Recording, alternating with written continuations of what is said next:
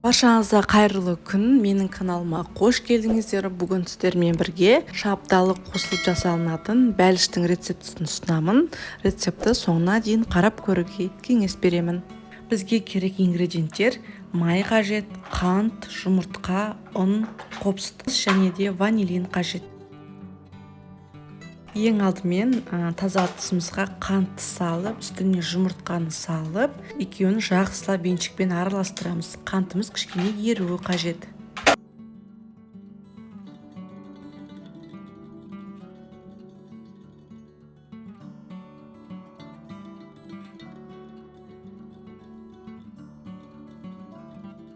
Мінекей жақсылап араластырдық. Енді бөлме температурасында еріп тұрған сары майдың үстіне барлығын саламыз. Бірден оның үстіне қопсытқышты саламыз және де ванилин салып жақсылап араластырамыз.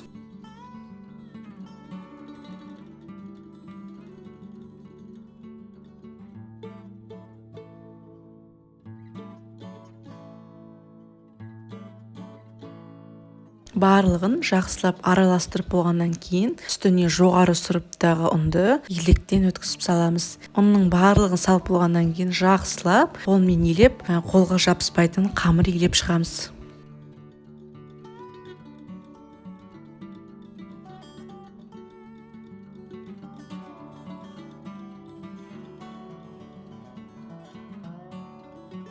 Қамырымызды елеп болдық. Енді мен тоңазытқышқа 20-30 минутқа қалдырдым. Сіздер асығыс болсаңыздар, қалдырмай-ақ бірден жұмыс жасай беруге болады. Енді қамырымызды ыдысымызға салып шығатын боламыз. Ең бірінші астыңғы бөлігін салып шығамыз. Формаға май жақсаңыздар да болады, жақпасаңыздар да болады. Жабысып қалмайды ыдыстарыңызға. Мен бірақ май жаққан жоқпын. Дәл осылай астына, шет жағына қамырларды салып шығатын боламыз. Мінекей барлығына салып болдым. Енді бір саусақтың көмегімен осылай шеттерін тегістеп басып шығамыз.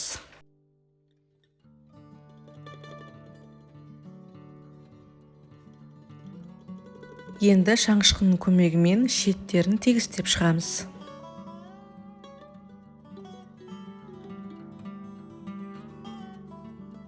Қамырымыз тегіс болу үшін осылай үстінен басып шығамыз. Енді дұрыс әдемі пісу үшін осылай шаңышқымен астыңғы бөлігін тесіп шығатын боламыз. Мінекей дайын болды. Енді тоңазытқышқа сала тұрамыз. Оған дейін начинкасын дайындаймыз. Начинкасына керек ингредиенттер: сапалы сгущенка қажет. Осындай 20%-дан жоғары қаймақ қажет, немесе 20% болса да жарайды. Одан кейін барып 33%-ық сливки. Одан кейін жүгері крахмалы және 2 жұмыртқаның сарысы қажет. Енді сгущенканы, сливкиді, қаймақты бәрін бірінен соң бірін салып, венчикпен барлығын жақсылап араластырамыз.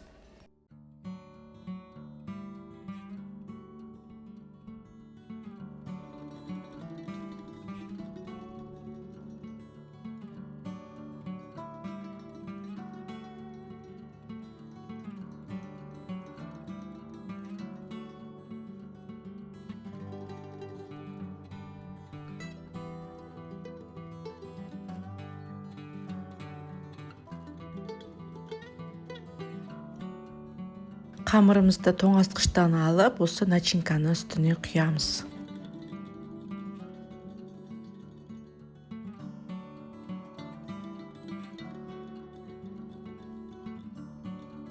Енді кесіп дайындап қойған шабдалыны үстіне әдемілеп салып шығамыз. Менде 2 үлкен шабдалы кетті. Осылай шабдалыны бірінші қапығын ашып, 2-ге бөліп, дәл осы видеода көрсетілгендей етіп кесіп салып шығамыз. Бәлішіміз де дайын болды. Қызып тұрған пеште 180 градуста 35-40 минутта пісіп шығады.